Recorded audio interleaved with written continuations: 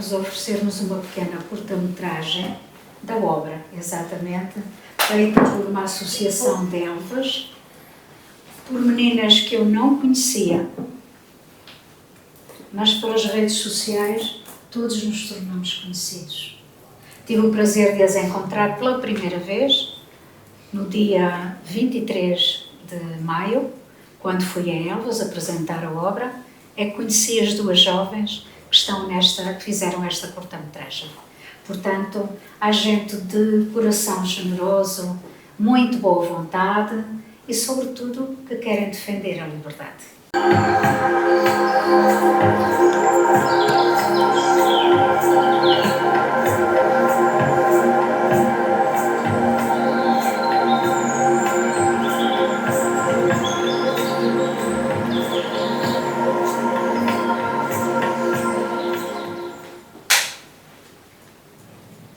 Alice, vem aqui à avózinha. Vou já, avó!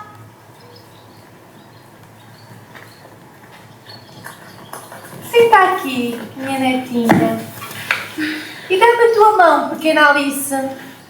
Vou contar-te coisas sobre o meu viver. Conta, avó, eu quero saber tudo. Já sabes que eu adoro ouvir as tuas histórias. Eu prometo que vou ouvir com muita atenção. Ai, a ver se me lembro. Já tanto tempo passou. Oh, avó, vá lá, tenta lembrar-te. Tu sabes que eu adoro e eu sei que as tuas histórias são verdadeiras. Mas a minha memória tudo guardou. Ouve com muita atenção.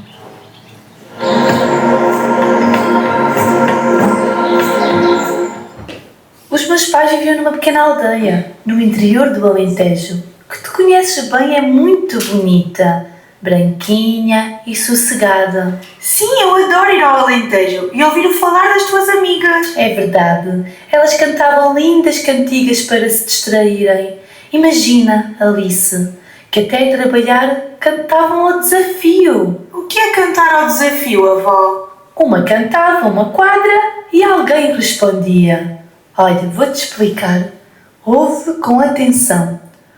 Oh, meu amor, por onde andas? Preciso de ti agora. Tantos recados me mandas, sem ti minha alma chora. A seguir, um rapaz respondia. Sem ti minha alma chora, noite e dia sem parar. Não sei por que foste embora, vem depressa me abraçar. E era assim, netinha, a cantar que eles faziam os seus versos. Que giro, avó, eu não sabia. Percebeste, minha querida Alice? Sim, entendi. Vou experimentar a escrever também assim e fazer com as minhas amigas. Fazes muito bem, netinha. Sabes, no meu tempo, poucas crianças aprendiam a ler e a escrever. Na altura, assim que tivessem idade para trabalhar, muito pequenas, iam para os campos guardar o gado ou iam para empregadas das limpezas nas casas dos senhores ricos. Tinham criados para todos os serviços, mas eram muito mal pagos e sem horário de trabalho. Ao nascer do dia e só ao pôr do sol é que regressavam ao monte para comerem e dormirem deitados em esteiras de palha, no chão, sem condições nenhumas. Oh, avó, e onde é que se lavavam? Lavavam-se nos quartos onde dormiam, em alguidares, netinha. É verdade, os trabalhadores não tinham quem defendesse os seus direitos. Recebiam a jorna, quer dizer, o salário diário que o patrão lhes quisesse pagar. Só algumas pessoas mais inteligentes é que começaram a perceber e percebiam que era uma injustiça o pouco que ganhavam. E não reclamavam? Quer dizer que não faziam greves como a minha professora, os polícias e os médicos fazem agora? Não podiam pensar numa coisa dessas, Alice. Se as pessoas faltassem ao trabalho para fazerem uma greve e reclamar os seus direitos, iam logo presas. A sério, avó? Sim, até a guarda fiscal tinha ordens para matar, como matou a Catarina Eufémia, uma ceifeira alentejana de Balizão, que hoje é reconhecida como uma grande lutadora no tempo do fascismo. Avó, conta-me mais sobre essa senhora. Catarina Eufémia nasceu em Balizão, Beja, no dia 13 de fevereiro de 1928 e foi assassinada no Monte do Olival, Balizão, no dia 19 de maio de 1954.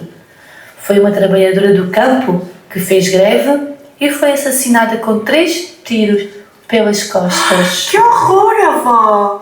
Muitos poetas escreveram lindos e tristes poemas sobre ela. E quem a matou não foi preso? Não, minha querida. No fascismo, os direitos e os deveres não eram iguais para toda a gente, infelizmente. Oh, vó, e tu sabes algum poema que os poetas escreveram para ela? Sei sim, ouve com muita atenção. Acalma o furor, Campina, que o teu pranto não findou. Quem viu morrer Catarina não perdoa a quem matou. Muito triste, avózinha. Netinha, já que estás tão interessada nas histórias da avó, vou contar-te uma grande história verdadeira e muito especial, que não posso guardar muito mais tempo na minha memória. Olha, nem à tua mãe contei o que te vou contar. Chegou o momento de seres a herdeira da minha vivência, a mais interessante, para que um dia a possas contar aos teus queridos filhos. Estou muito curiosa, avó. Que não tem essa grande história que me queres contar? Olha, nunca pensei em dar-lhe um título, mas já que me perguntas, ficas sabendo como poderá chamar-se. O pastor que não queria ser soldado. Porquê, avó? Porque não queria ser soldado? Tinha medo de espingardas? Calma, netinha. O João foi criado numa malhada, com os pais que trabalhavam no campo. Dormiam no chão, cozinhavam com o calor do lume feito com lenha cortada no montado. Apesar de todas essas más condições de vida, o João adorava viver no campo. O João era um menino muito feliz. Acordava com o cantar dos galos, adormecia com o som das cigarras e dos grilos. Ele adorava ver os pirilampos brilhando no escuro da noite e olhar o céu. O seu passatempo favorito era contar as estrelas. Tu gostas de contar as estrelas, netinha? Sim, avó. Quando completou os 7 anos, foi para a escola mais próxima para aprender a ler e a escrever. Até lá, o João nunca tinha calçado umas botas antes. Feito o exame da 4ª classe, como os pais do João não tinham dinheiro para ele continuar a estudar, voltou para o campo, já com outras responsabilidades para ajudar nas despesas da família.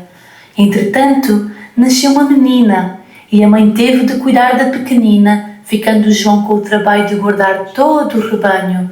Nos anos seguintes, nasceram mais 4 irmãos e a vida foi se tornando mais difícil para a família com tão baixos ordenados e com problemas de saúde com as crianças. Oh, vó, mas eu tenho abono de família, eles não tinham? Não, meu amor, não havia ajudas nenhumas do Estado, nem para as crianças, nem para os idosos, quando já não podiam trabalhar, não tinham sequer reformas. Olha, netinha, havia uma senhora rica na minha aldeia, muito bondosa, que ajudava os pobres.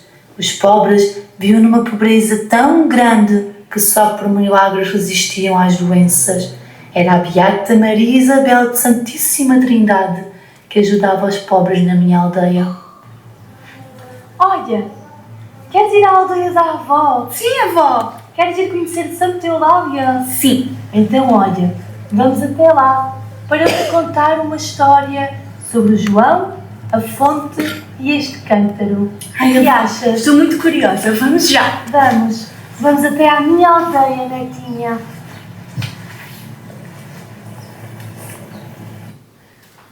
Mas vamos voltar à história do João, netinha.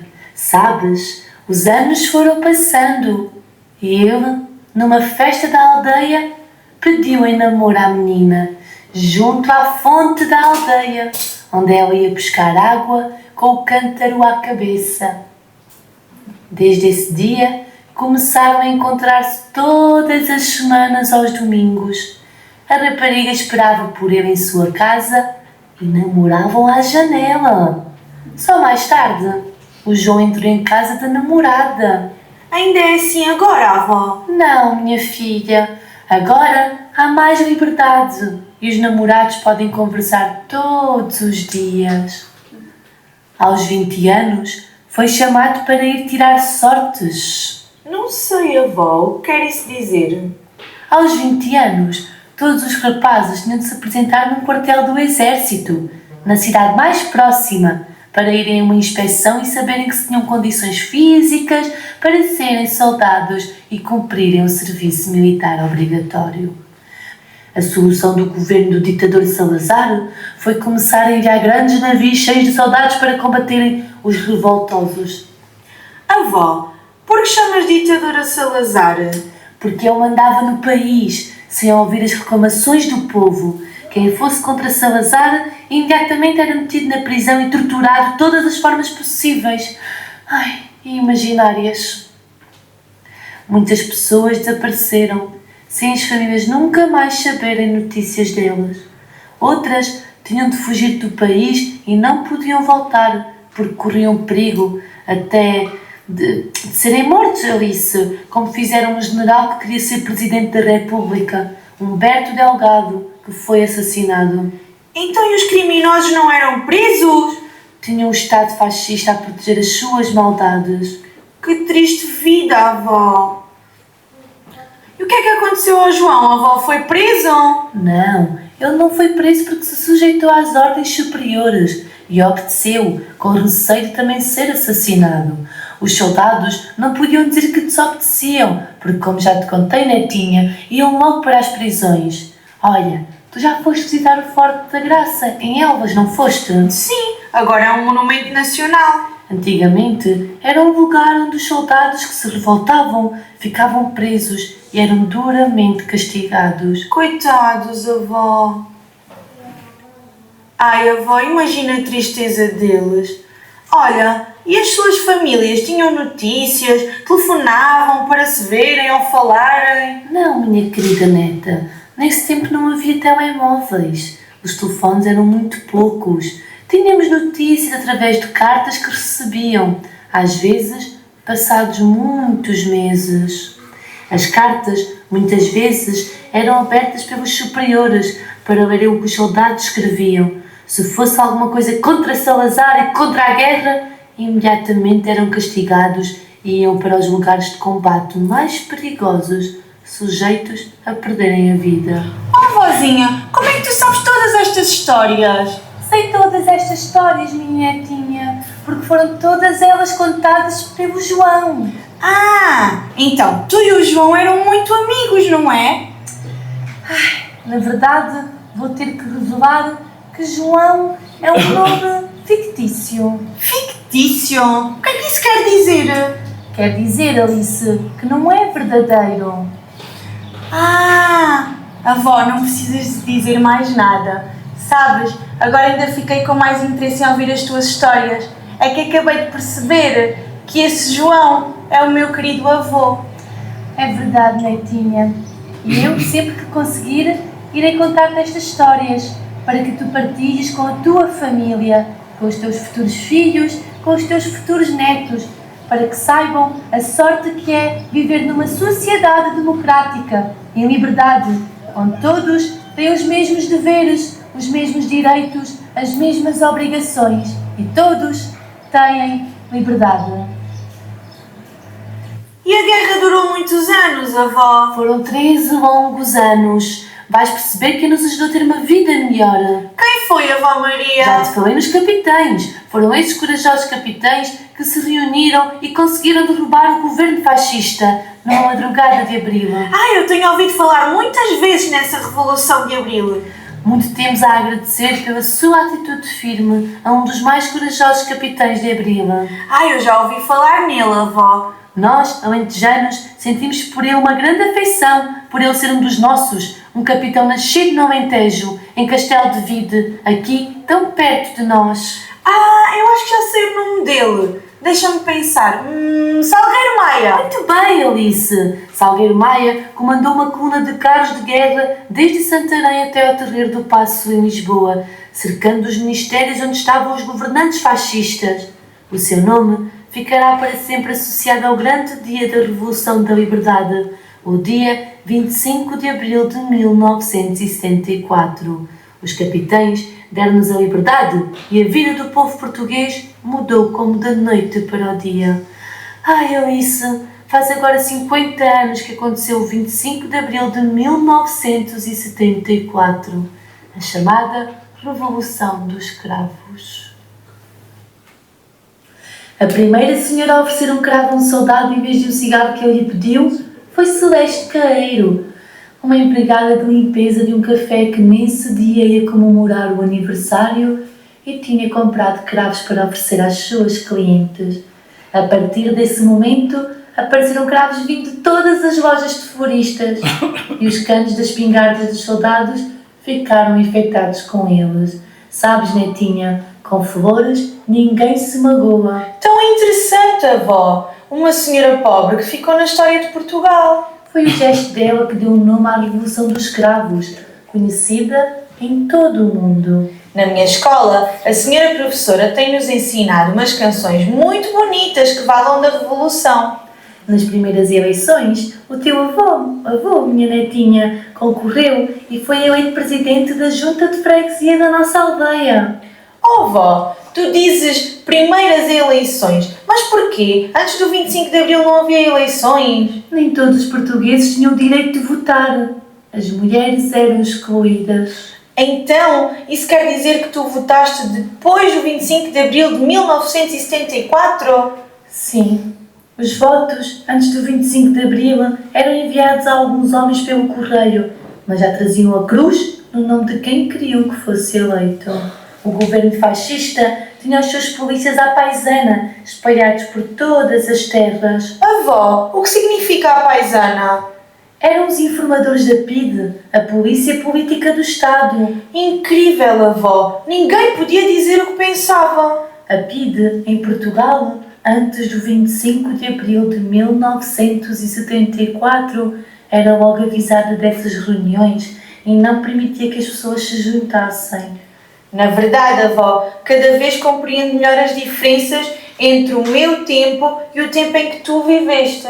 Ai, minha netinha, não há comparações possíveis. É mesmo verdade, avó. Olha, houve estas poesias que eu tenho escrito sobre Portugal e a Revolução dos Cravos.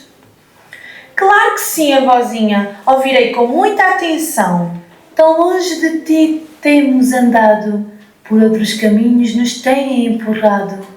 Uma nova manhã de esperança despertou, que secou os cravos que abril semeou. Os pobres já passaram as passas do Algarve, os jovens partiram daqui sem esperança de voltar.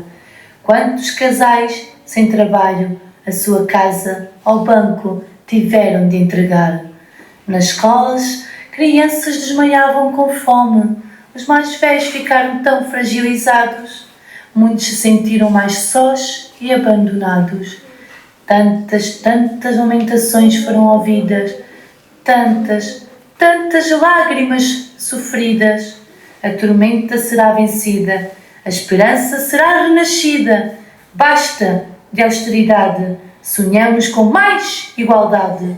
Que abril se cumpra, que abril seja, passados estes 50 anos, uma feliz realidade. Netinha, estou um pouco cansada. Por hoje ficamos por aqui. Em breve irás ouvir falar mais de abril. Obrigada, avó, por partilhares comigo todas estas histórias. Eu adorei. Quando chegar à escola, vou partilhar tudo com os meus amigos. Ai, eu fico tão feliz, netinha. Vamos ajudar a tua avózinha. Sim. Avó, estou ansiosa para voltares a contar-me as tuas histórias.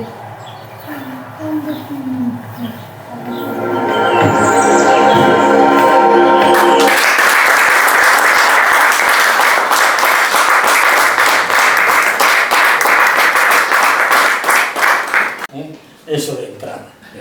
Ben, este soneto é un soneto que eu fixen con respecto ao noso convoio, ese convoio que nos debía unir e dende Lisboa pasando por Vigo, a Coruña e o País Vasco chegar a Europa, non? Ese convoio que é o Corredor Ibérico o corredor atlántico, que non hai maneira de que vaya adiante porque os poderes, certos poderes, sobre todo os poderes do pobrezón manchego, que como Cervantes chamaba a Madrid, non queren que ese convoio vaya. Por que? Porque estamos unidos pola fala, como decía Pessoa, a miña patria, a miña lingua, a lingua portuguesa, e é peligroso que onde há, se non se escoitamos outro día, e non quero meterme en política, a señora Ayuso, cando alguén falou en outra lingua que non era o castellano, con un acto absolutamente falta de calidade, se levantou e se foi. Bueno, pois iso pasa con o noso convoio. É un soneto medio de protesto, non? Convoio que o territorio abrande, mete medo no manchego polo achón, en puridade, lles non falta razón, que é convoio de fraternidade, xuntos pola fala, bella herdade, repiquen os sinos nesta ocasión, ergámonos a voz, fagamos facción, cobrando don García na edade. Do mar de Palla a singular ría, vai o convoio, tudo bizarría, unidos xa camiños de Europa, coa mesma fala que nos é propia, nela viven esa e Rosalía, bater en forza, unión nos arropa. Este convoio, o noso querido Seca, ten unha canción que é o convoio descendente. Eu, en certo modo, pensei en Seca cando lle puse no título Convoio ascendente. E logo, o segundo, e xa non se aburro máis, o segundo poema, que como de costume non sei onde vai estar, por allí, é sobre a nosa memoria. Nós somos un pobo, o pobo galego, que temos unha fala, a fala galega, e ao que digan, alá en tempos de Don García, no século XI, alá en tempos aqueles suboron no século VII, alá en tempos de, sempre foi a mesma fala, hasta que no século XV, por razóns políticas, despois de que a familia Castro no século XIV se fora a Portugal. Ten en conta que nós estivemos a punto de ver un rei en Portugal que era galego, que era o fillo de Inés de Castro. Ao final foi o de Avís, que era o cuarto descendente en línea e era bastardo. Pero o segundo era o fillo de Inés de Castro. Non foi por esta relación de que en Castela estaba na cadeia, por iso non pudo ser rei. Pero no século XIV, os Castro, a poderosa familia dos Castro, donde cando foi o bisavó de Camões se fuxiu, vamos, para Portugal, din que en 1369, seguindo a Fernando das Guerras, Fernando de Castro, conde de Castro, o maior noble portugués, 400 fidalgos galegos fuxiron para Portugal, porque non querían ser súbditos de Enrique II das Mercedes, Enrique de Trastámara. Querían seguir sendo coa dinastía borgoñona, que representaba Enrique o Fraticida, que matou o seu irmán, que representaba o rei Don Fernando, chamado bonito, o belo, o guapo, algo por el estilo, non? E entón, por eso, fuxiron para lá estes 400 fidalgos galegos, encabezado por Fernando de Castro, o tío de Inés de Castro, e dende aquela, pois queren, en certo modo, traicionar a nosa memoria, non? E este é o soneto. Quixeron trair ata a memoria, facernos sentimentos xa ensalgados, lembranza pasar por fino arado, refacer a seu xeito nosa historia, esquecendo de forma transitoria perpetuo exemplo do ser amado, en silencio, seu martirio exaltado no noso corazón, sempre na gloria. Saudades dos nosos son dereitos que renunciamos, saudade dos nosos son dereitos que renunciamos pérfidos de César, tempos de acordar firmes, ergueitos, dos sustos as derrotas tempos feitos, recubrar restos que alumean, renacer súa luz nos nosos dereitos, nos nosos peitos. A veces, como escribo sobre a marcha e escribo moi mal, non me sé ni ler ni a miña propia. Entón, esta é a lembranza dos Castro e de García II, que, en tempos quixeron trair a nosa memoria e non de falarnos nada ni dos suegros, ni do Parroquial Soboro, ni do templo Don García II, que xa estaba casi esquecido, ni dos tempos da lírica galaico-portuguesa, que foi descoberta por Carolina Miqueles de Vasconcelos xa no século XIX. Ten en conta que cando escribía Rosalía os seus poemas non sabía que existía lírica galaico-portuguesa, que trataron de trair o noso recordo, trataron de que fóramos un pobo esquecido, bueno, xa non o son. E este soneto vai en defensa de que non somos un pobo que esquecemos os nosos sentimentos. Canção com Lágrimas, e é do Adriano Correia de Oliveira.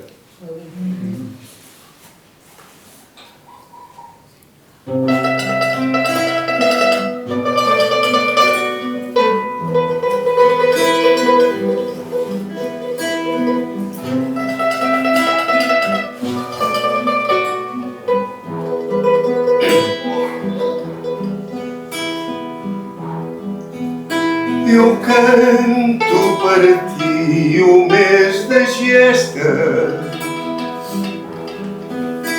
o mês de morte e crescimento, oh meu amigo. Como um cristal partindo-se plangente no fundo da memória perturbada. Eu canto para ti o mês onde começa a mágoa e um coração poisado sobre a tua ausência. Eu canto o mês com lágrimas e só o grave mês em que os mortos amassam até à porta do poema. Porque tu me disseste quem me dera em Lisboa, quem me dera em maio, depois morreste. Com Lisboa tão longe, ó meu irmão tão breve, que nunca mais acenderás no meu o teu cigarro.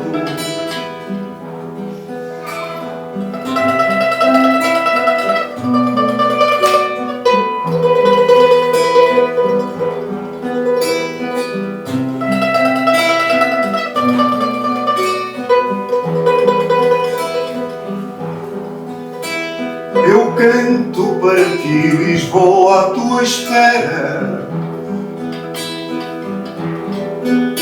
Teu nome escrito com ternura sobre as águas e o teu retrato em cada rua onde não passa, trazendo no sorriso a flor do mês de maio. Porque tu me disseste quem me dera em maio, porque te vi morrer, eu canto para ti.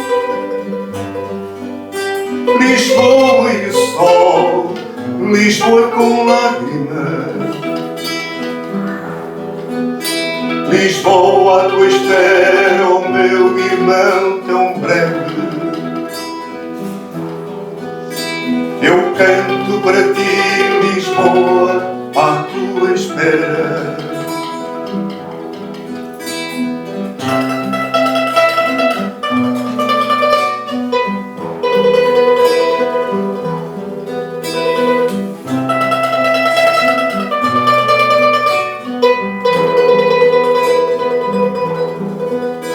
Eu canto para ti, Lisboa,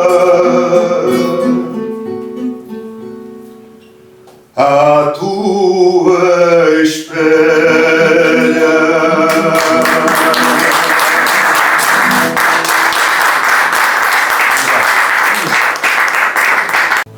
Vamos lá. Meninas dos Olhos d'Água, Pedro Barroso.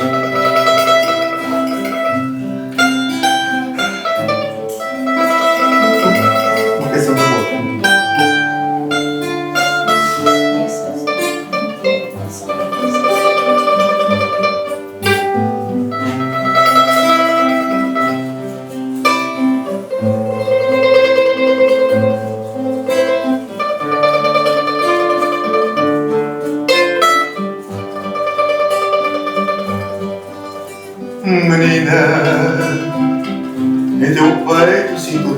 desejo e vontades marinheiras de aproar. Menina, trago e sinto fonte do doce que corre sem parar. Menina, em teus olhos vejo espelho, em teus cabelos nuvens de encantar. E em teu corpo inteiro sinto um feno, fiz viterro que nem sei explicar. Se houver alguém que não goste, não gaste, deixe ficar. Eu só por mim quero-te tanto que não vai haver medida para sobrar.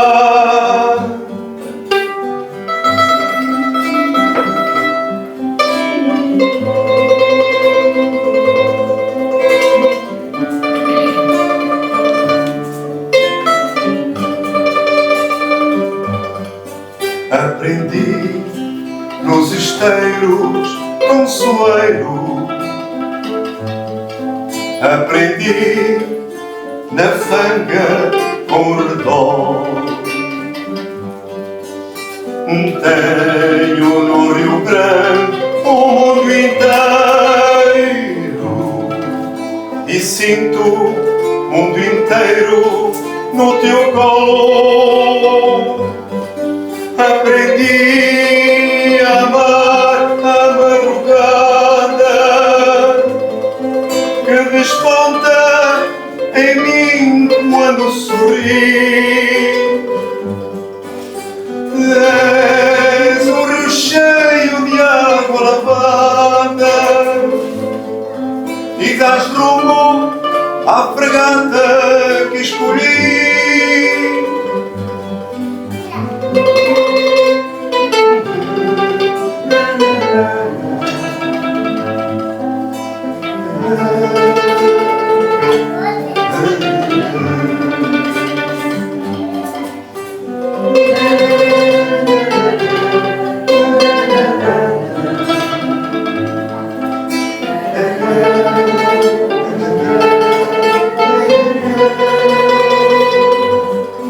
Aprendi nos esteiros consoeiro,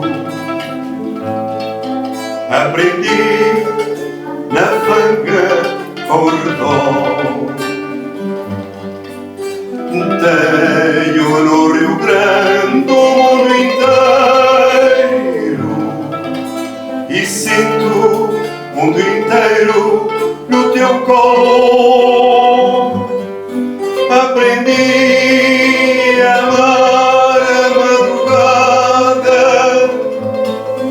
que desponta em mim quando sorri. És um rio cheio de água lavada e dás rumo à fragata que escolhi. Se houver alguém que não goste, não gaste, deixe ficar. Que eu só por mim quero-te tanto que não vai haver menina para sobrar.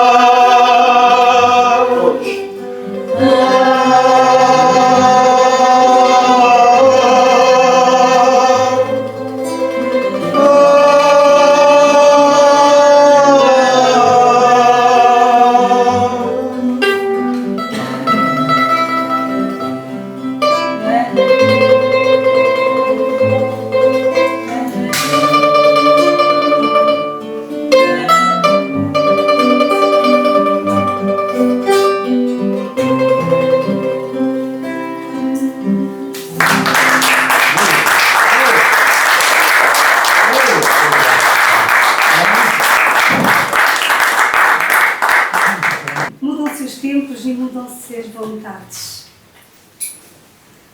Mudam-se os tempos, mudam-se as vontades, muda-se o ser, muda-se a confiança. Todo o mundo é composto de mudança, tomando sempre novas qualidades. Continuamente vemos novidades, diferentes em tudo da esperança. Do mal ficam as mágoas na lembrança e do bem, se algum houve, as saudades. O tempo cobre o chão de verde manto, que já coberto fui de neve fria, e em mim converte em choro o doce canto. E afora este mudar-se cada dia, outra mudança faz demora e espanto, que não se muda, já como soia.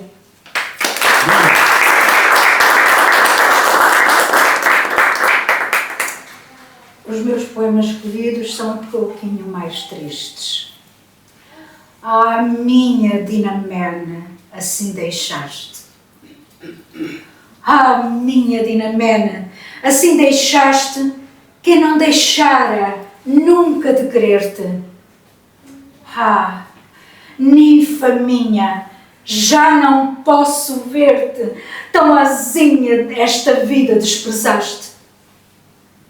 Como já para sempre te apartaste de quem tão longe estava de perder-te. Puderam estas ondas defender-te, que não visses quem tanto magoaste. Nem falar-te, somente a dura morte me deixou, que tão cedo o negro manto em teus olhos deitado consentiste.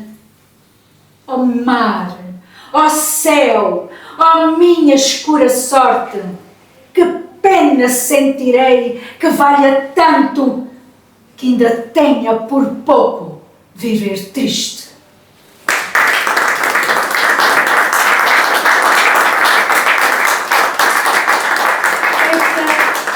Esta é de facto a riqueza de Luís Vaz de Camões, estas duas vertentes, muito bem declamada aqui por Graça Amiguinho, esta fortaleza que este poeta coloca nos seus poemas. Foram escolhidos pela Graça e mais uma vez escolheu um: que me quereis perpétuas saudades. Que me quereis perpétuas saudades, com que esperança ainda me enganais? Que o tempo que se vai não torna mais, e se torna, não tornam as idades. Razão é já, ó anos, que vos vades, porque estes tão ligeiros que passais, nem todos para um gosto são iguais, nem sempre são conformes as vontades. Aquilo é que já aqui já é tão mudado, que quase é outra coisa, porque os dias têm o primeiro gosto já danado. Esperanças de novas alegrias, não as deixa a fortuna e o tempo errado, que do contentamento são espias, e são mesmo, do Luís Vaz de Camões.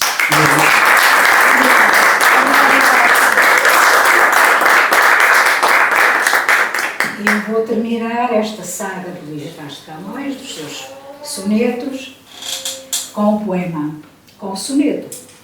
Amor que o gesto humano na alma escreve. Amor que o gesto humano na alma escreve. Vivas faíscas me mostrou um dia, donde um puro cristal se derretia por entre vivas rosas e alva neve. A vista, que em si mesmo não se atreve, por se certificar do que ali via, foi convertida em fonte, que fazia a dor ao sofrimento doce e leve. Jura, amor, que brandura de vontade causa o primeiro efeito. O pensamento endurece, se cuida que é verdade. Olhai como o amor gera, num momento de lágrimas de honesta piedade, lágrimas de imortal contentamento.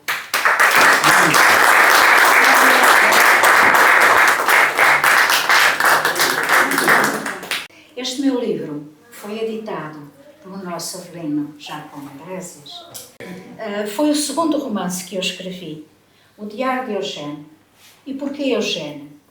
Porque quando eu apresentei o primeiro romance, tive a honra de ter junto de mim uma representante do consulado da Ucrânia, no Porto, chamada Eugênio.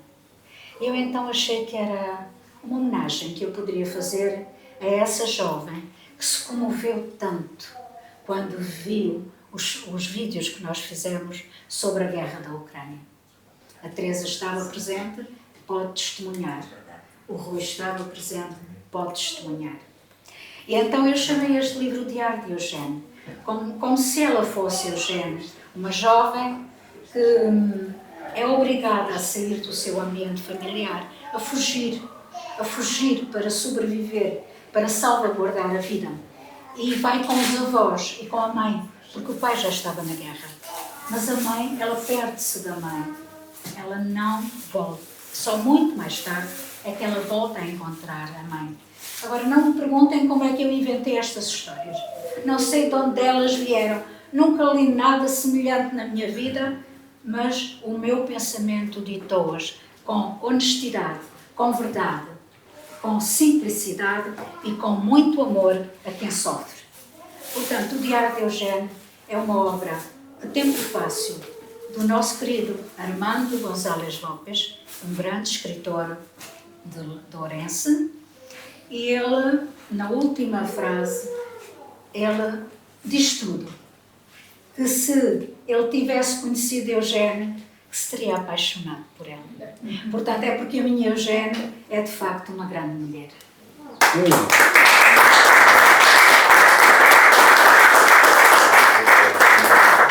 Agora dou a palavra aos nossos amigos, que têm muito gosto.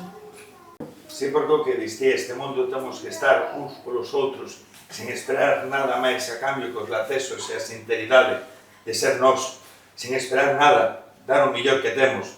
E o millor que temos é o que temos aquí adentro.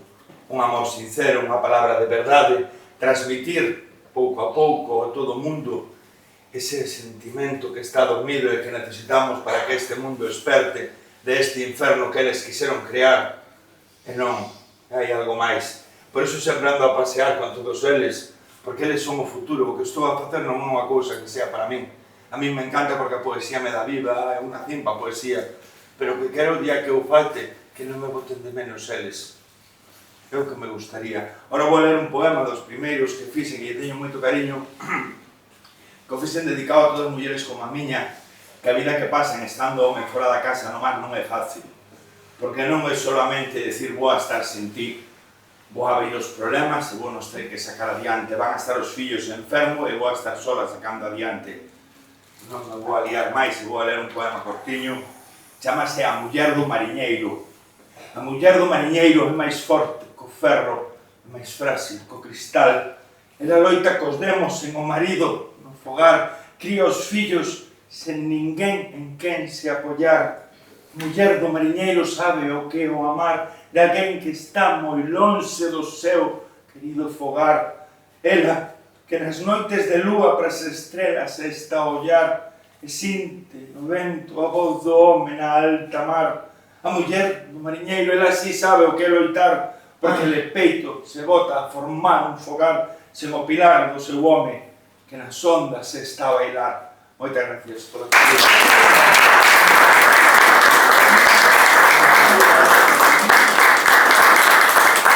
O Rafa entrou pela primeira vez na última coletânea e é de Vigo, pelos vistos, pronto, é de Vigo, e teve a amabilidade aqui de vir porque não nos conhecíamos.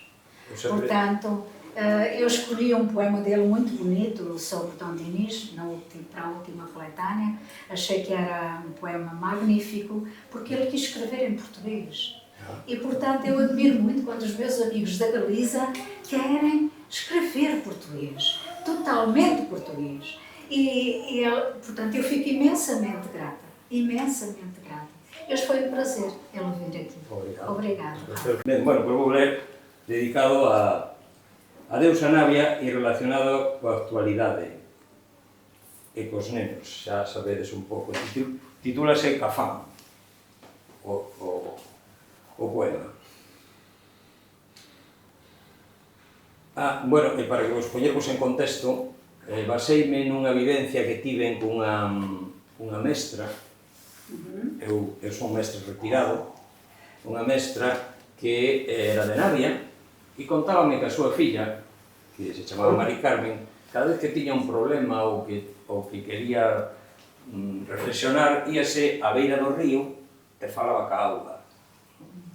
Entonces, aí é a deusa Navia, porque a deusa Navia, precisamente, é a deusa das augas que levan ao alén, non? A deusa Navia, que lle dá o nome a Navia de Suar. Bueno, comezo, non me enrollo máis porque eu sei. Deusa das augas que levan ao alén, deusa Navia, por min, en candor pueril invocada, no rebulir da adolescencia, na madurez e no acougo. Onde a ti volvo hoxe de novo, como na outrora fixera, para rogarche que me escoites, sentado nesta pedra do banzado, a xogarnos cos pelouros e os ronseis, mentras eu che falo e te escoito, ouvindo o teu ledo de correr, espello confidente sempre do que me inqueda e remoe, das dúbidas e incertezas que ti remites ou sanas. Deusa Navia, hoxe padezo, sufro, non entendo esa aldraxe, a irreverencia do mundo, a cegueira perante a dor, a sinrazón da morte, o crime da infancia en Gaza, o xenocidio na Franxa, a fame como letal arma.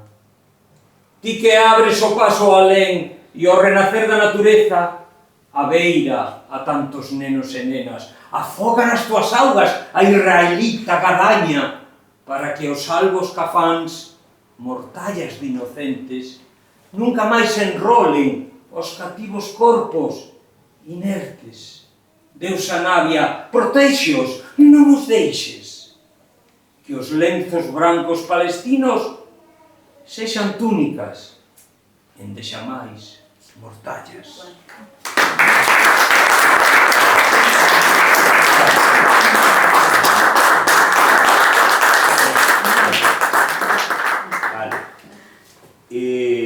Vou aproveitar, porque cando che deixan o sitio podes aproveitar. Claro, claro, claro. Entón vou aproveitar para ler un poema desta revista. Non é só por facer publicidade, que tamén, porque eu vivo deso, non?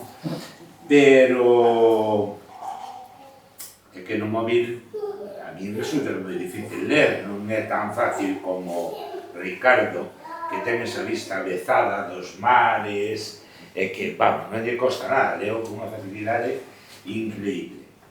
E de paso, quero aproveitar para regalarlle, agasallar ao Centro Portugués, me digo, non? En Vigo, para que quede aquí un par delas, deste número, unha para Bernardino, para que leve para a súa casa, e outra para que deixe aquí no centro. Vale? Obrigado. Despois xa bolas. Este é un poema que describín a muller. Vale. As mulleres me estiveron dende moitos anos. Precisamente a Revolución de Abril empezou a dar vida, que empezou a que puxéramos en valor esas mulleres. O mesmo que ocurría en Portugal, ocurría en Galicia.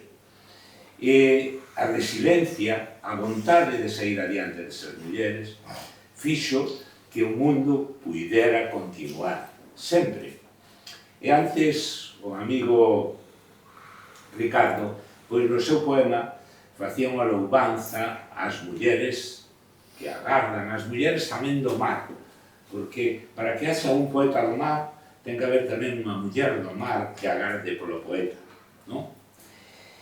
Estas non son mulleres do mar, estas son mulleres do mar adentro, porque Galicia e Portugal tamén viven rodeados de mar, costa, e teñen un rico interior e un sofrinte interior que loitou moitas veces coas peores condicións e que foi capaz de sair adiante, pois, sobre todo grazas a esas mulleres.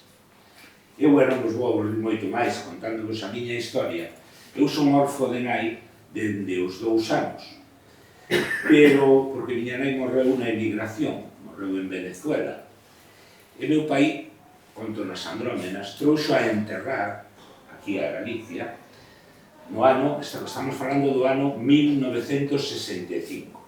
O sea que, para poderla embarcar, o sea, para poderla traer nun avión, pois os trámites máis ou menos tardaban un mes. O sea, foi unha morte adiada, porque, claro, desde que a trouxo aos seus pais que a estaban esperando viva, pero trouxo a morta, pasou un mes e algo. E veu, por Castela, esa Castela que falaba Bernardino, nun taxi, coa cadáver de miña nai detrás, e con eu, o sea, comigo, perdón, de 2 anos, no asiento dianteiro no colo. E por cada unha das parroquias que iban pasando, tiñan que ir pagando por pasar o cadáver. O sea, non lle chegou solo con pasar a tristura de ter que traela de Venezuela, senón despois, pois, ir por cada unha das parroquias, eu digo nas Andrómenas, que foi como aquela raíña que lle chamaron a tola, porque os que buscan a verdade e a xustiza normalmente chamanlle toros. E aquela reina tola, que tamén paseou por Castela, pois eu fixen un símil con iso, non? Para non nos aburrir moito máis, só me quedarei con un momento falando das nais. É un momento que me contou meu pai, porque eu con 2 anos non me podía acordar. Entón, esa filla que estaban esperando os pais que regresara, que era a que iba a tirar a fame na aldea, porque viña con aquel dineiro que ganara na emigración para poder deixar de ser caseiros, pois o que lle chegou foi un cadáver e un neno de 2 anos. Entón, meu pai me contaba, xa despois, que cando chegou un momento estaban esperando nun sitio que lle chamamos a Braña, que era onde chegaba, eran as onde chegaba a pista, porque daquelas non chegaban as estradas, as casas, esta era onde chegaba unha pista de terra, que, por certo, cando crecía o asneiro, cando había unha enchente do asneiro, xa non había forma de chegar, estaban agardando ali.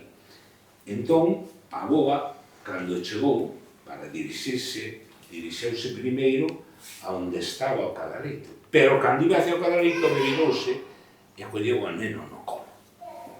Entón, a pesar de que aí viña a súa filla, viña toda a esperanza, prefireu coller o neno no colo, que era o que dicía así, a esperanza do mundo que continúa, non? O neno está aquí e vai a recitar este pequeno texto, que ni tan siquiera un poema, dedicado á muller. E perdade por ser tan pesado. Non, mas...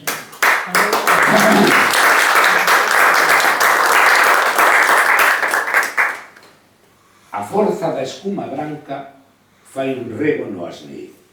Viaxa entre as cañotas, desafiando o vento. A escuma non cesa nunca, por moita forza da auga. Déixase arrolar con ela e navega entre os ventos, como a lúa na xeada. A forza das papoulas que adobíamos valados, rexias limpieiras, cimbran nas tronadas, sen nunca torcer a cara. Elas, entre os alustros, acenden as cores da primavera agardada. E se as cebras son da noite, elas soñan alboradas. Son as mulleres, a forza e a dozura, o seu alento. Son valentes no preciso, helenes no refugado. Esconden en cada aceno un mirar emocionado. Libres son, sempre o serán, por moito que as queiran presas. Fortes águias nos cumes, rulas ceibes nas devesas. Miña nai, muller valente, puxeches camiño no mar, deixaches a vida turrando por non te deixar doblegar. Mirando de frente ata a morte, non te puideron mouchar, eras escuma do asneiro, papoula, alustro e cantar. Con aqueles vimbios fanse novos textos, e a colleita ha de abromar. Veñen tempos a pé feito para podervos empoderar, que non falte ningún dereito que vos poida discriminar. Xuntemos todos a unha un berro ata reventar os oídos daqueles sordos que non queren escoitar. Todos somos mulleres reclamando liberdade, que non faltemos ninguna polo machismo cobarde. Gracias.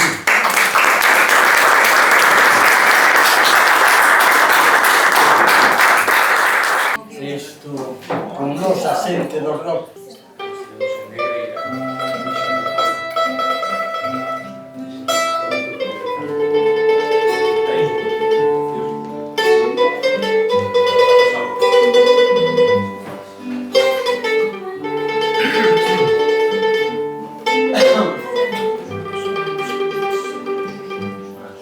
Verdes são os campos da cor do limão, assim são os olhos do meu coração. Campo que te estende com cordura bela, ovelhas que nela posso pasto tende,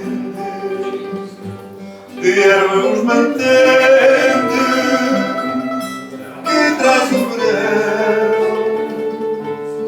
e ondas de França do meu coração, do meu coração. Dados que passei com contentamento, vosso mantimento não entenderei.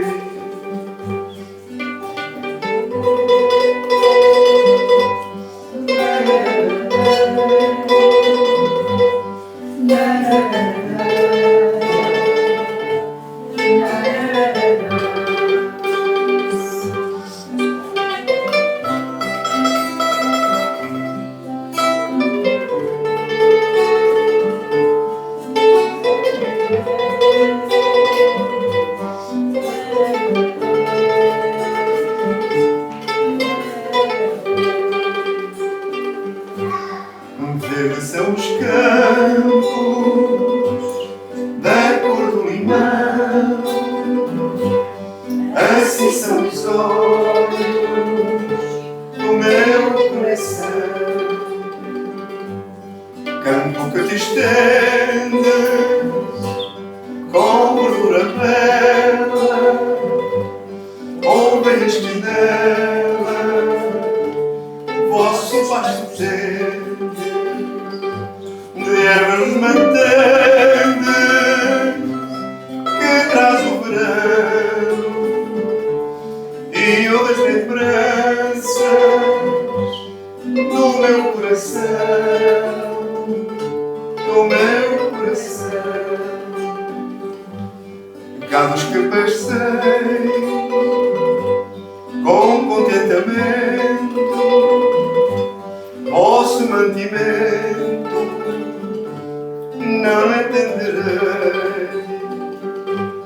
Isso que comei não são ervas, não, são graças dos olhos do meu coração. De ervas mantendes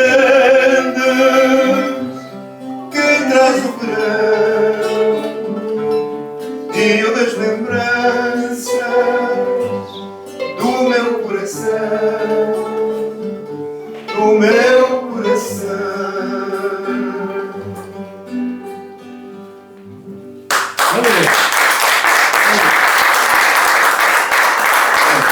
Obrigado a todos. E agora, se estamos a acabar, tinha que ser. Tinha que ser uma homenagem à Rosalía de Castro. A Rosalía de Castro. Cantar de imigração. Pronto, também não é Que é às 2 minutos. este vai-se. e aquele baile. E todos se vai. Galicia. Galícia sem homens pequenos que te podem trabalhar. Tens em câmbio órfãos e órfãs e campos de soledade e nais que não têm filhos e filhos que não têm pais e tens corações que sofrem longas ausências mortais, viúdas de vivos mortos que ninguém consolará.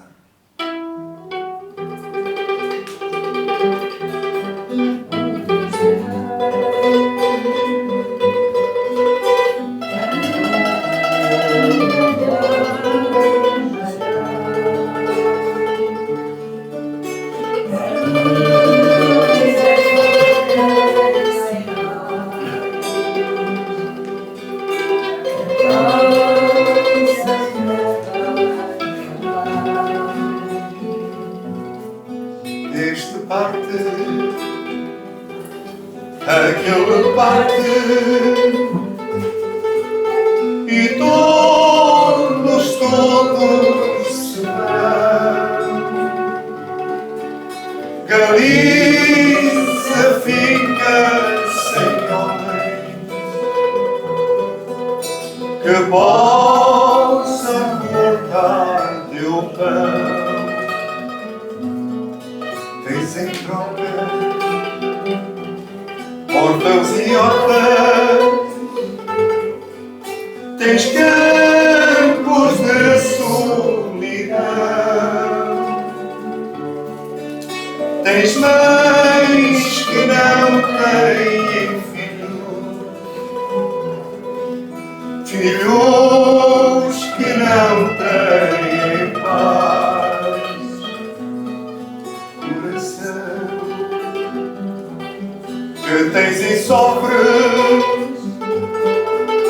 longas ausências mortais, viúvas de vivos mortos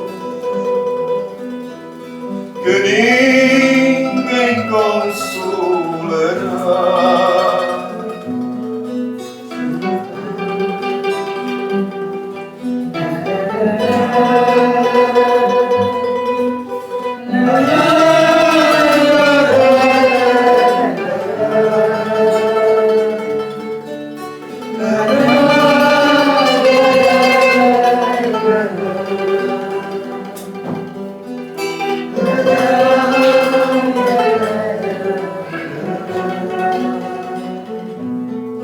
Tens em troca órfãos e órfãs, tens campos de solidão, tens mães que não têm filhos que não têm paz, coração que tens e sofres longas ausências mortais, viúvas de filhos mortos que ninguém consolará.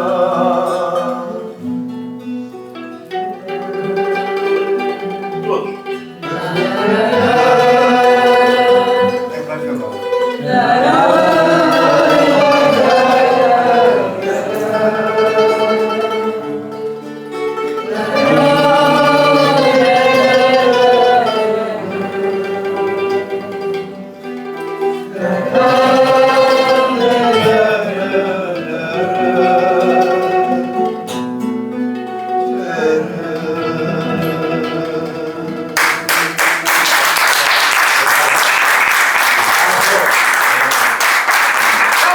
Despois de tan emotiva canción, damos por rematado esta parte do acto e ahora asistimos a aquilo que se podía chamar parte oficial. Vamos ir á Praza de Portugal, donde se supón que asistirá a delegada da Xunta, a vereadora de Cultura, o mellor algún alcalde o alcalde de Nigrán, a patria de Camões, prometeu estar, non sei se estará, e ali pois faremos os discursos oficiais despois deste encontro tan íntimo, tan extraordinario, tan maravilloso, que se nos ocurriu a Gracia e a mí facer, porque todos os anos o único que facemos é ir á Praza de Portugal, poñer ali os louros, cantar un pouquinho os signos galego e portugués e punto, pero se nos ocurriu esta idea de ter unha reunión en común e un momento, un par de horas de música e poesía que, ainda que sexamos poucos ou moitos, o que somos é sentimento. E iso é o importante que temos que ter. Moito obrigado a todos por a vosa asistencia. Podemos fazer unha foto de todo o mundo? Sí. A esa era de mañana. É de onde? Ai, guapo. Carlos de Randín. Hombre de Carlos de Randín, eso non é ser rallano, eso é ser do Couto mismo. Moitas gracias. Eso.